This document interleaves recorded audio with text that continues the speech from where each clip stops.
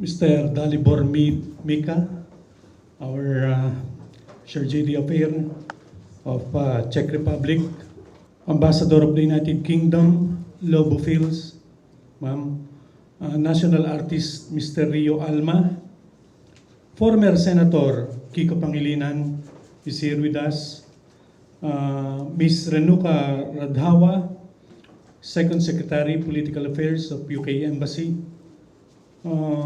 Samantha Parks of the United States Embassy, and officers and former interns of the Center for People's Media, faculty and students of the UP College of Mass Communications, colleagues, friends, ladies and gentlemen, good morning. Thank you for joining us in this culminating forum in a series of university discussions that commemorate the first death anniversary of my elder brother, Percy Lapid. In the weeks before he was killed last October 3, Percy had been broadcasting in his radio program his prediction that Duterte's people would be removed from the then 3-month-old government. He had said that for the country to have a shot at moving forward, the new government must rid itself of Duterte's minions. The morning following his assassination, my brother fearless forecast came true. News organizations reported that Marcos' executive secretary, the press secretary, and the chief government auditor were no longer part of his official family. 5 days later, detained former Senator Laila de Lima, a leading critic of Duterte and his war on drugs, was attacked in a jail and briefly held hostage by another inmate. A mind inclined towards conspiracy theories would conclude that these incidents, my brother's murder, the removal of Duterte's officials from Marcos' cabinet, and the attack on former Senator de Lima formed part of a plan to install another Duterte to the presidency. In December last year, the Philippines was treated to destabilization rumors of disgruntled security officers over police and military appointments. Just before President Bongbong Marcos' second State of the Nation address last July, Congressman and former President Gloria Macapagal Arroyo was stripped of her title Senior Deputy Speaker on reports that she was behind moves to remove presidential cousin Martin Romualdez from the speakership of the House of Representatives. This is believed to be a prelude to impeach the president. For the past several weeks, we have watched how cavalier the highest officials of the land, particularly Vice President Sara Duterte, in a refusal to talk about the hundreds of millions of pesos in intelligence and confidential funds she has requested for her office of the Vice President and her Department of Education. Good thing we have Senator Risa who is calling out the BP. However, Senator Risa should not be left alone as an opposition voice. The entire Philippine system of laws that should have provided a check and balance on power has been overturned by the culture of violence and impunity and intensified by the man from the above. The administration of Marcos is not entirely blameless, but Duterte's government took the wobbly Philippine system of state management and broke it into tens of thousands of dead suspects, billions of pesos in intelligence and confidential funds, and Chinese occupation of Philippine territories. The thousands of poor Filipinos killed in the brutal war on drugs, former Senator de Lima, who remains incarcerated despite the absence of a single ounce of drug as evidence, my brother Percy, the death of the country's largest broadcast network, and our economy that thieving government officials continue to suck dry. They are among the victims of this culture of violence and impunity, mostly perpetuated by state actors. How can we put the rule of law and democracy back together again? That is the question all of us have here to answer. Today, on his first death anniversary, we, his family, and the Center for People's Media, with the financial support of the Czech Republic and the Czech Embassy in the Philippines, are officially launching the PercyLapid.com website, which contains archives of his radio and online shows, Lapid Fire. An ongoing project, we are also adding updates on his cases as well. Support and visit the website. Yours truly will air Lapid Fire again soon enough. Thank you very much and good morning to everyone. Thank you very much for that kind introduction. Onik Veron, to Mr. Dalibor Micha of the Czech Embassy, Senator Risa,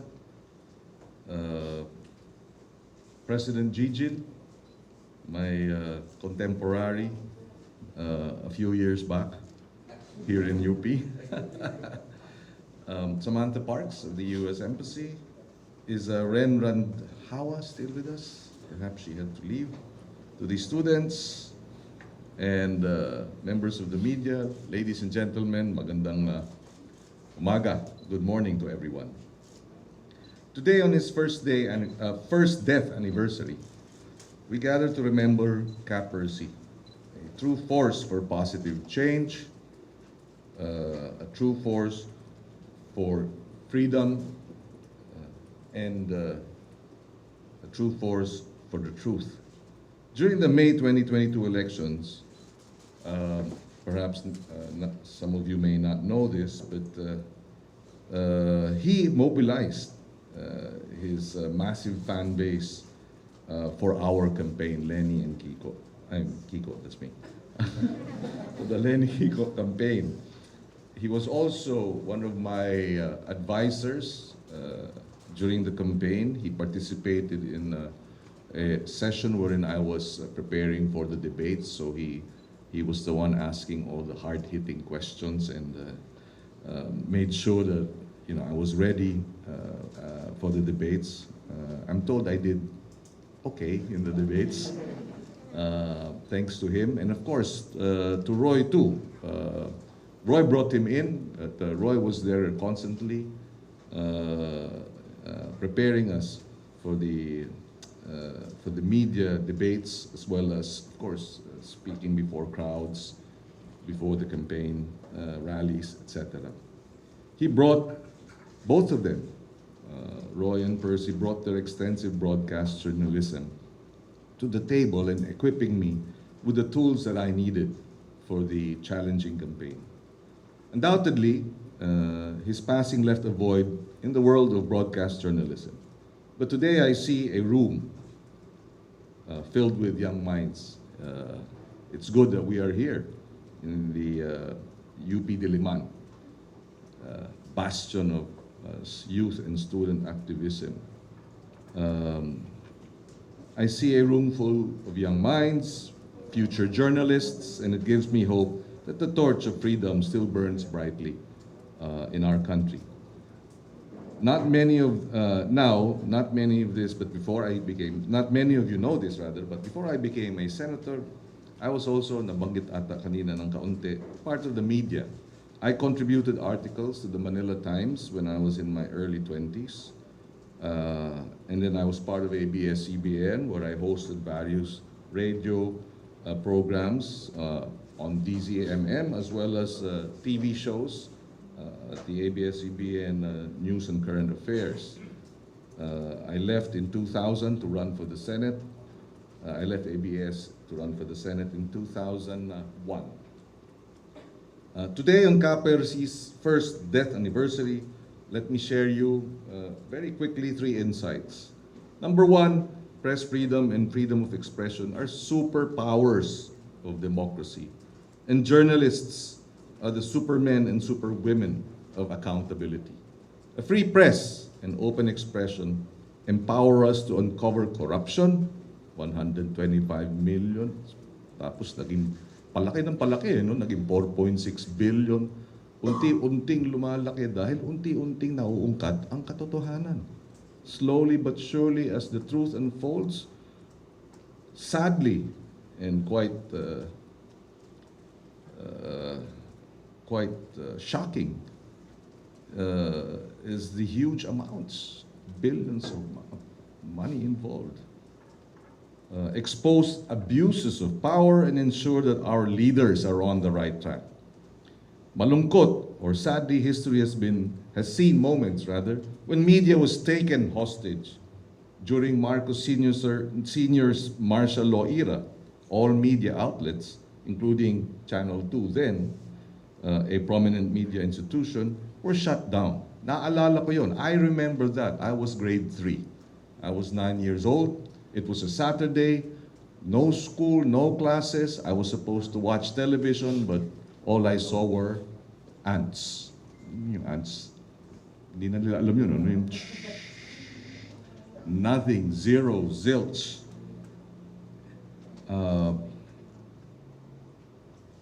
Sabi nga, as a 9-year-old, I too fell for deception.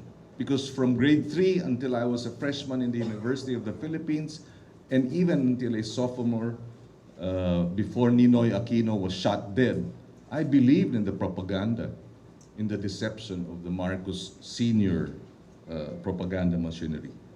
Fast forward to the Duterte era, it's deja vu with a brutal twist. The continued detention of Laila de Lima, non-renewal of ABS-CBN's franchise, court cases against Maria Ressa, red tagging, and those bloody extrajudicial killings.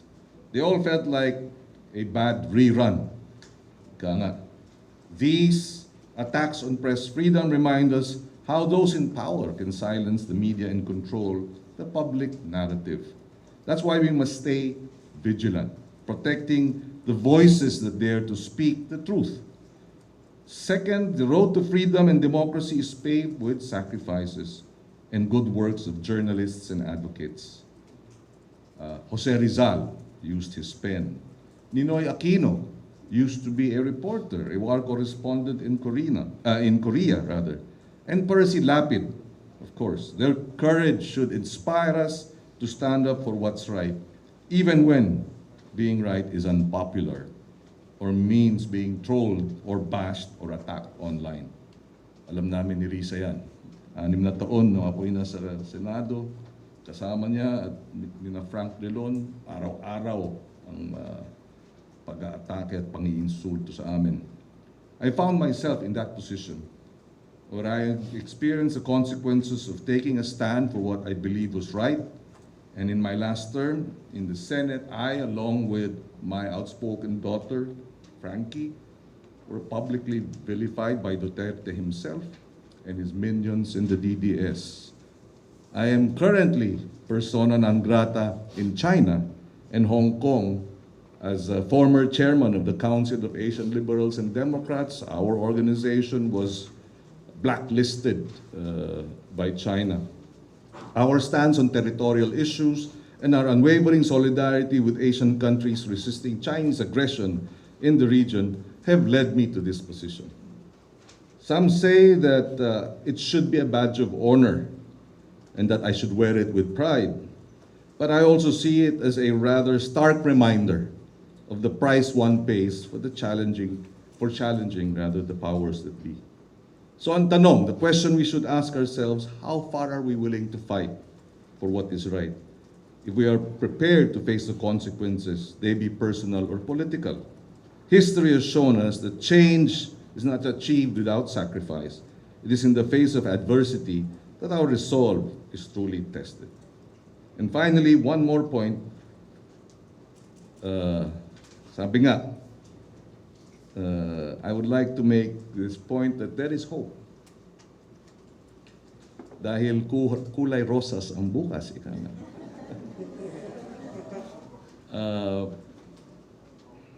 The last presidential elections saw how millions went out of their way to choose hope over despair, to choose courage over fear, to speak up, and to choose to speak up over remaining silent, to choose to make a stand over indifference and apathy. Yes, we did not reach the mountaintop, but then the journey to the peak continues. Many wept, many were in tears, many grieved. But definitely, we will use the tears, the sweat, the blood to continue to water the seeds of hope, courage, of making a stand. And I am certain that the future, through young people like you, will be better than the present. Percy's sacrifice, as I said, will be watering the seeds of change. He did not and will not die in vain. Maraming salamat at magandang umaga. Maraming salamat, Yata, Jim, at best wishes. Masaya po si Jim ngayon kaya nag-uumapaw ang introduction. Congratulations sa iyong asawa. Sa iyo pala at best wishes sa kanya, sa kabaro mo. Baliktad. So, magandang umaga po sa ating lahat, mga kasama. Magandang umaga po. Okay. So, allow me to greet my colleague, former, and hopefully soon to be again, Senator Kiko Pangilinan. Woo! Our national artist, Virilio Almario, the fabled Rio Alma. Our friends from the diplomatic community, including Laure Beaufils, Ambassador of the United Kingdom to the Philippines, Dalibor Mica, Chargé d'Affaires of the Czech Embassy in Manila, President Jimenez of the University of the Philippines, Samantha Parks of the United States Embassy in Manila, and Renuka Randawa, Second Secretary, Political Section of the UK Embassy in Manila. Likewise, ang ating lahat ng mga kabataang pag-asa ni Inang Bayan dito sa front row hanggang sa buong silid, Veronica, Caroy. At yes, palakpakan po natin si Caroy din. Glenda Gloria, hello, palakpakan natin, Glenda, at ang buong Rappler. At Cara David, palakpakan po natin. Woo! Bakit hindi? This is your territory. Mga panauhin kami dito na mga hindi na full-time media people. At sa lahat po, magandang umaga po. Let me also greet our organizer, the Center for People's Media, Philippine Media Advocacy Asia, our friends from the Academe, as well as Percy's friends and colleagues in the media. I thank all of you. Marami pong salamat for lending your time, your ideas, and your support to this important forum.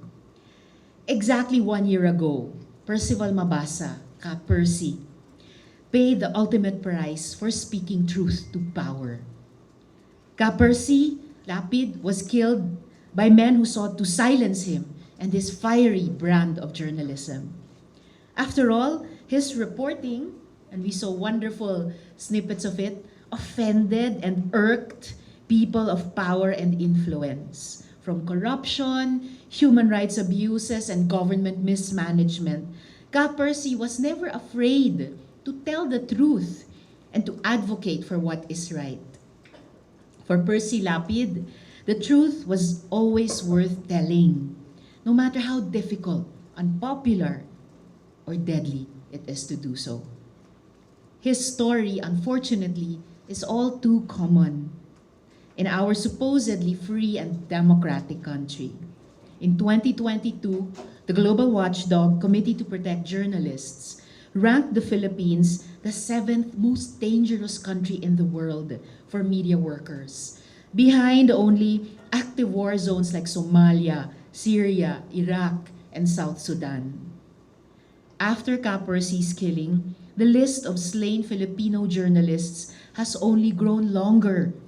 In June of this year, broadcaster Crescenciano Bundukin was killed in Oriental Mindoro, the third media personality to be killed during the administration of this president.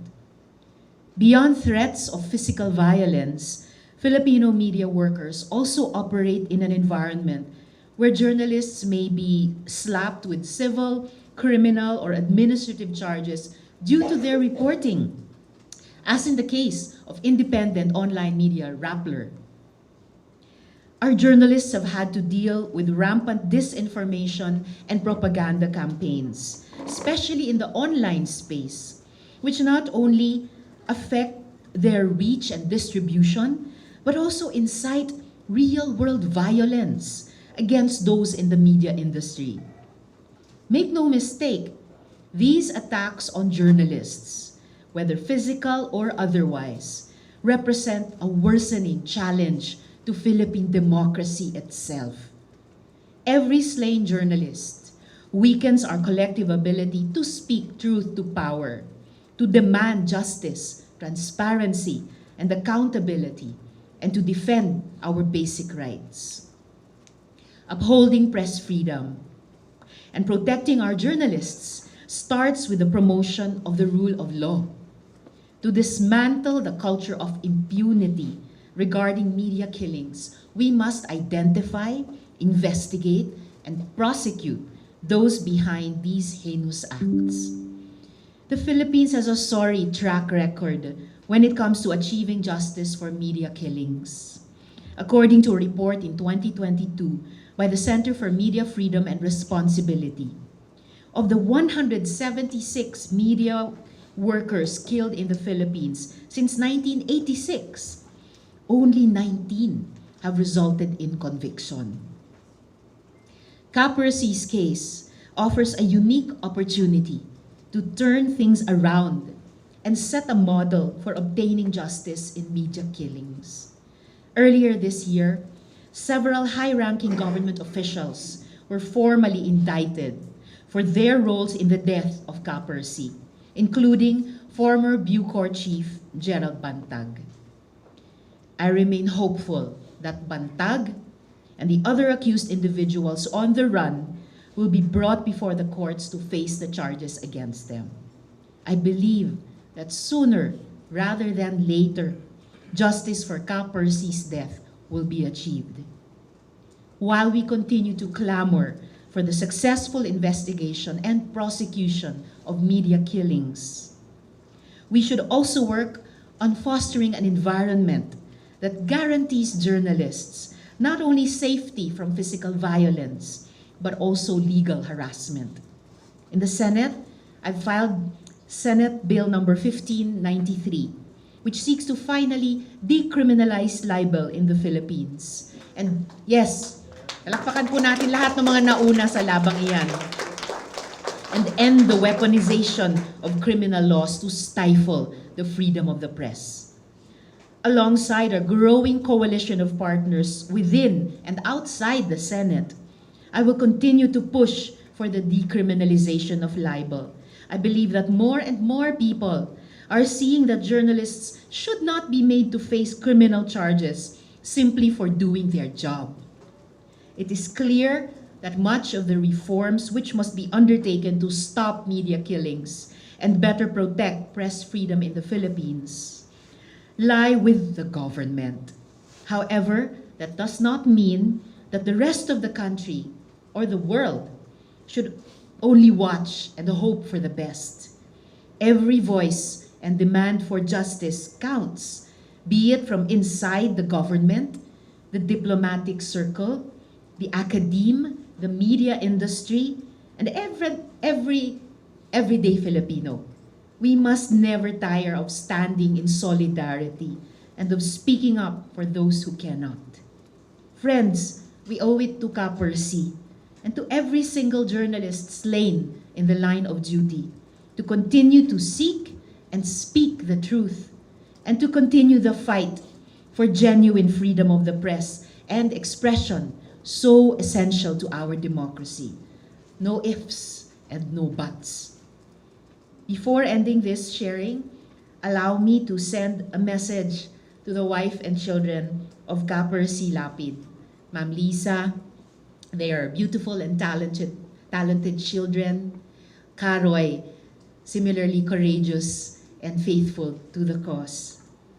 We pray that you have found peace, joy, and love 1 year after Percy's passing. And thanks to the friends who made that search possible. Know that your family is never alone in your quest for justice. We are all with you. As I've said in the past, death could never silence Percy and all the slain Filipino journalists. Their fight for truth and justice speaks so loudly to all of us, even now. We are listening. We will not be cowed, and we will continue the fight. Marami pong salamat sa inyong lahat. Mabuhay. It's quite a long introduction. Thank you. Yeah, no, I'm not supposed to speak, but maybe just a few points. Thank you, Senator Risa, Senator Kiko, for that. I think it's also important to remind us that what made Percy Lapid's killing so chilling was the fact that he was killed right here in Metro Manila. At some point in our lives, we all thought this was unthinkable. Sure, we Manila-based journalists have had our share of threats.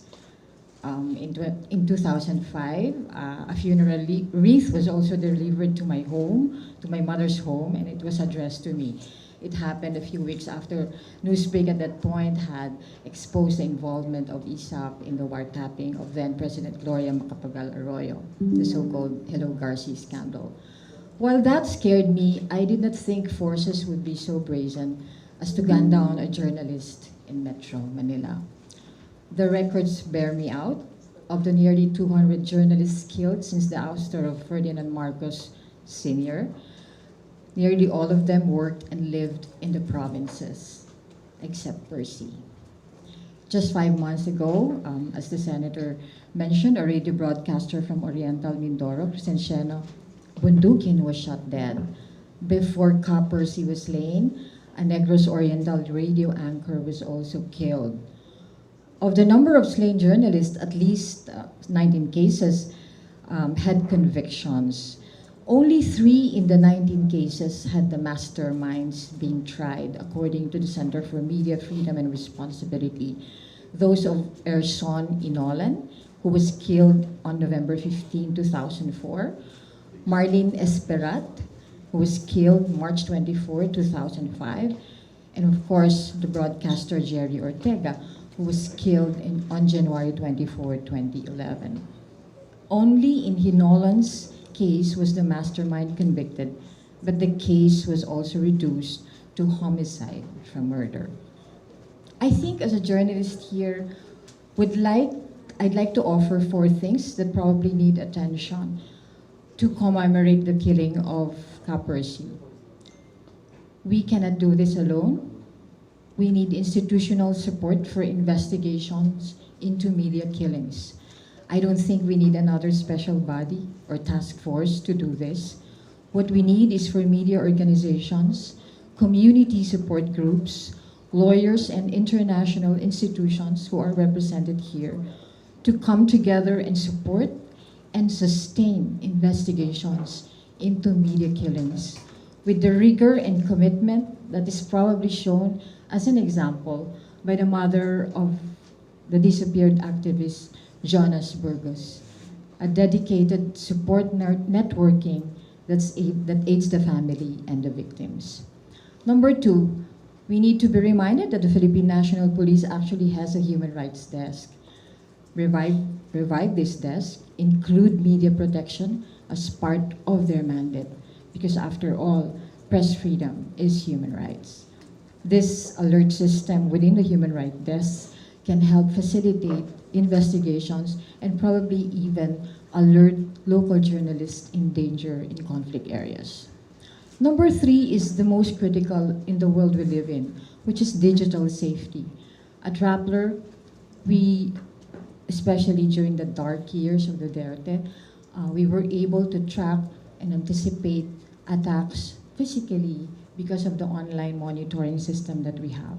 It is something that we could do together as a media collaborative effort, so that then before things could turn, because online violence always leads to on-ground violence. And that's something that could help us alert each other. And number fourth, I think it's also important for us to talk about the elephant in the room. Media business owners must be held accountable and responsible for the safety of their staff. They should pay them well, train them well, and equip them with tools and knowledge, not just to be good journalists, but also to ensure their safety as they pursue journalism. Thank you at maraming salamat.